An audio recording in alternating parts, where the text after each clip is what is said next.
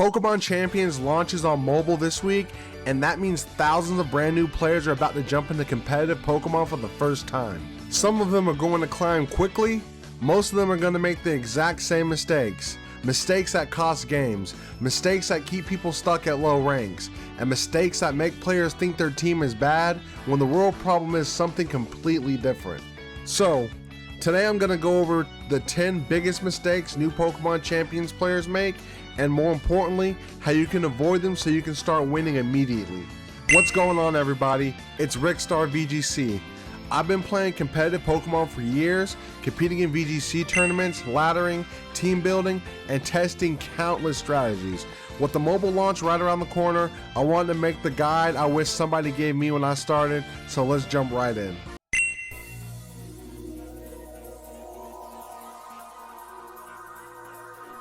When people first start playing competitive Pokemon, they usually build a team based on their 6 favorite Pokemon, and honestly, I don't blame them. That's how most of us started. The problem is that competitive Pokemon isn't about 6 strong Pokemon.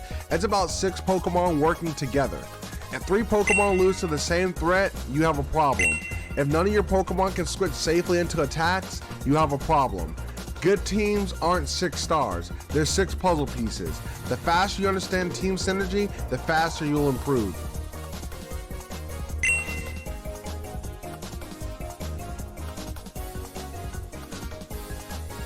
This one is probably the biggest mistake I see online.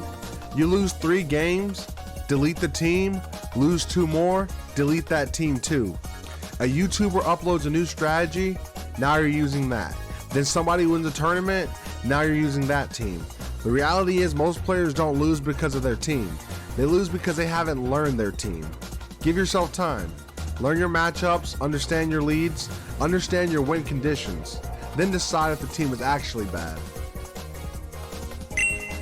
If I had to pick one mechanic that wins more games than people realize, it's speed control. Most new players focus entirely on damage. They want bigger attacks, bigger knockouts, bigger numbers. But none of that matters if your opponent moves first every turn. Tailwind, Trick Room, Thunder Wave, Icy Wind. These moves decide games before damage calculations even happen. Ask yourself this in every battle. How am I controlling speed? If you don't have an answer, you probably need one.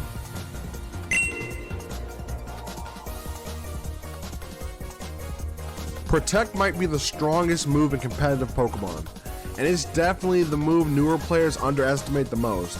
Protect lets you scout opponents, avoid double targets, waste Tailwind turns, and stall Trick Room.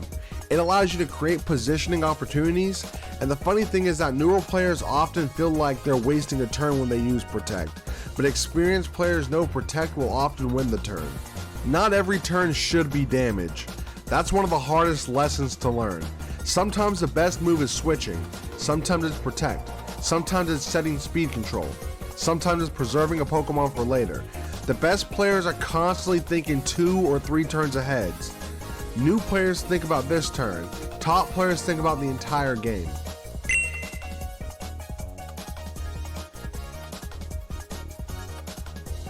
There is absolutely nothing wrong with using rental teams.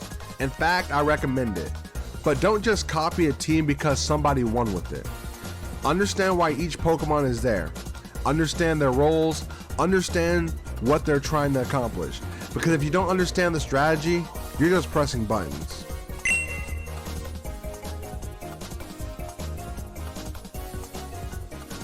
Every game should have a win condition.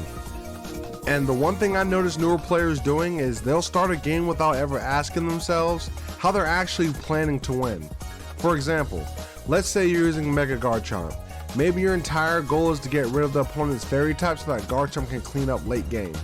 Well, now every decision you make should support that goal. You don't need to KO everything. You don't need to make a flashy prediction. You just need to create a situation where your win condition can take over.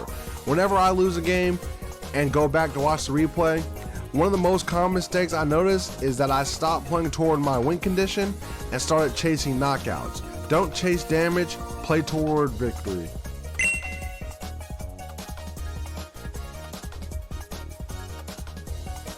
Another huge mistake is playing way too fast. And trust me, I still catch myself doing this. You load into a match, you see a threat, you instantly click your move. Then 5 seconds later you realize an opponent had a completely obvious play available. The timer exists for a reason. Use it. Before every turn, I want you to ask yourself 3 questions. What is my best move? What is my opponent's best move? And what happens if I'm wrong? If you start thinking through these three questions, you will instantly win more games. Competitive Pokemon isn't about who clicks faster, it's about who thinks better.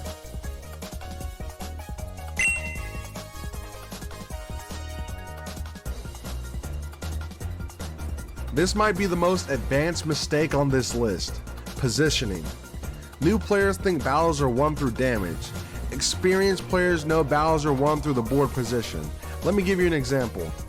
Imagine your Charizard is on the field right now.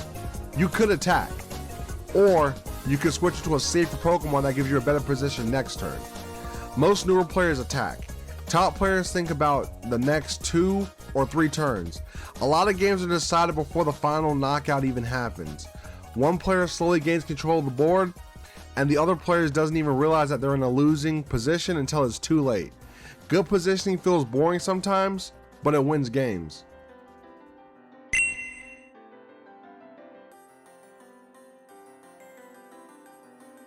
This is probably the most important mistake on this entire list: expecting instant success.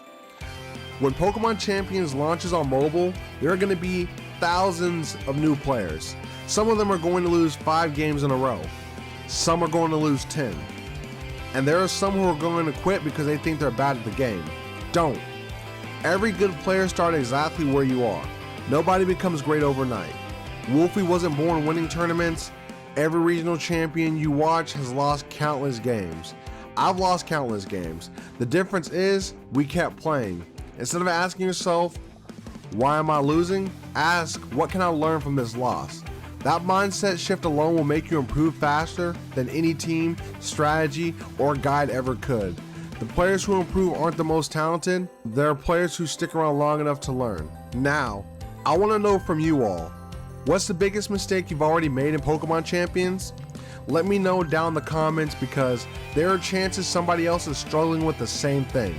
Hopefully this video helps you avoid some of the biggest mistakes new Pokemon Champion players are gonna make when the mobile releases.